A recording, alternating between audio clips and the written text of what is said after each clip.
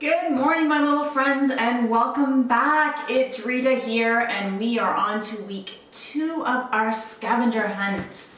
Guys, you did a fantastic job on week 1 of the scavenger hunt. I was so excited to see that some of you were sharing your images in the Facebook group. Look at what some of our other little friends have done. Check out this image, something I made by Eliana. Eliana, this looks so delicious. You made me hungry looking at your beautiful photo. And here's a creative and fun washing hands by Nate. Well done, Nate. I hope you didn't get everything too wet. Bayla, you did an amazing shot of all your toys. Looks like a fun board game. Maddie, you took a picture of your sister for chore. So fun and so creative. It looks like you two had tons of fun together. And here is Favorite by Julie. I think there are a lot of you whose favorite thing is your pet. So fun, right? We would love to see all the images that you've taken for your scavenger hunt. It's never too late to submit photos for week 1. You're always welcome to join the hunt at any time and to share your photos. So let's get ready for week 2. Last week we talked about storytelling images. This week we're going to talk about isolation. Now you've heard a lot about isolation these last couple weeks. We talk about social distancing, we talk about isolation, and basically what isolation means is we have to be separate from everyone else so that we don't catch the virus. Believe it or not, photographers use isolation in photography as well. They isolate their subject. So what is a subject? The subject is the thing that you want to photograph, the thing that you find interesting enough to take a picture of. It can be a person, it can be a couple people, it can be a toy, it can be an object. Anything that you want to take a photo of is your subject. And we can use isolation to make your subject stand out more. So I'm going to give you 3 tips today on how to better isolate your subjects so you get better photos. Are you ready? Let's begin. My first tip for you in isolation is remove all distractions. So what do I mean by that? Let's look at an example. Here's an example I took of a photo of my flowers. But can you even see the flowers in this photo? Oh, if you look closely enough, you will see them. There they are in the top right-hand corner. I have not isolated my subject very well in this photo, have I? Instead, a much better idea would be to take the photo with no distractions. So what I did was I took my bouquet of flowers and I put it up against a blank wall. In this case, I have a white wall in my house. Now there are no distractions around my bouquet of flowers and you can see the flowers much better. Clearly, the flowers are the subject of the photo. So by eliminating all the distractions, you can isolate your subject and take a good photo. Tip number 2 is light it up. Now, what do I mean by light it up?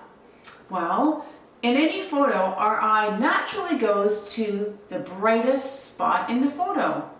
And if we can make the brightest spot in the photo our subject, our eyes will go to the subject. How can we do that? Well, here's one way to do that. On a bright sunny day, here's one trick that you can use to light up your picture, your subject. If you look at this bouquet of flowers now, I put it in front of the window because that's where the sun is. But all the flowers are lit up equally because it's a bright sunny day. What if I wanted to isolate just one of the flowers and I only want one of the flowers in the light? Well, here's a trick you can do. You can actually close the curtains and close the curtains.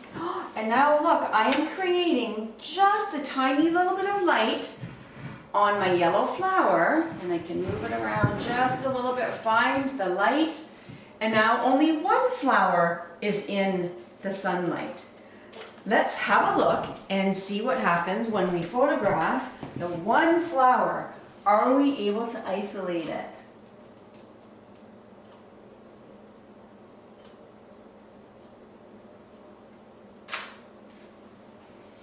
Yeah, I think we've done a pretty good job of just isolating that one flower. But what if it's not a bright sunny day and I don't have sunlight or I don't have curtains. Well, there are a lot of things around your house that you can use to light up your subject. You can maybe borrow a flashlight and shine a light on your subject, or you could use a lamp or a light in the house. You could even go into your room at night and turn the lights off and then use your phone screen or your computer screen, and the light from that screen will light up an object or light up your face. That could be kind of fun. I'm sure you can find some really creative ways to light it up. The third tip I have for you in making your subject isolated is make it stand out from the crowd. Make it look different. How many of you here watched Sesame Street when you were young? Do you remember that song that goes like this? One of these things is not like the others. One of these things doesn't belong. Can you tell which thing is not like the other by the time I finish this song? We too can create some images where our subject is different than everything else around it, and therefore our subject will be isolated and will stand out. Here's a good example I took for you. It's a picture of a whole bunch of forks and one spoon. So the spoon is different and it stands out. Here's another picture I have for you. It's using color to isolate the subject. Everything is green except my subject, which is a yellow dandelion. There are all different ways that you can use to isolate your subject. You can isolate things by shape or by size. Everything's really big except one small thing. Or everything's really small except one big thing. So I'm sure that you can think of some creative ways that you can isolate your subject. So just to review, 3 tips to isolate your subject. Tip number 1, remove all distractions. Tip number 2, light it up. And tip number 3, make it look different than everything else in the photo. Okay, sounds to me like you're all ready for our list this week. Let's begin. Hopefully you can use some of our isolation tips in your photos this week. If you can't, that's fine too. So here is our week 2 list. Word number 1 is shape. So you have to go find any shape that you can find and take a photo of it. Word number 2, the color red. Red can be anything, so go find something red in your house and have fun capturing it. Word number 3 is smallest. I bet you can have fun with the word smallest. Word number 4, comfy clothing. I'm wondering if we're going to see any pajamas this time. And word number 5, this might be a little tricky for you guys, but I think you can do it. The word is time. Might be hard to capture time. I think you can find a way. So one more time, our list of 5 words: shape, red, smallest, comfy clothing, and time. I think you got this. I'm excited to see what you share with us this week. Have fun, and we'll see you next week.